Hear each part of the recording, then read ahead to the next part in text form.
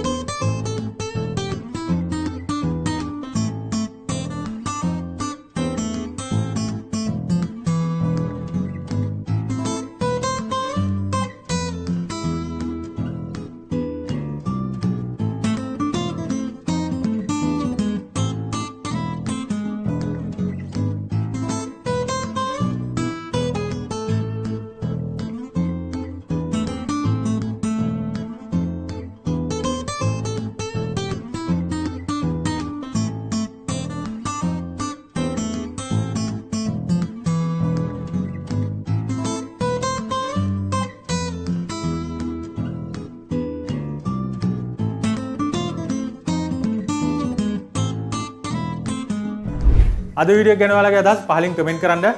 වීඩියෝ එක අනිත් අයත් එක්ක ෂෙයා කරගන්න අමතක කරන්න එපා. එහෙනම් ඊළඟ වීඩියෝ එකෙන් හමු වෙමු. ඔයාලට සුබ දවසක්.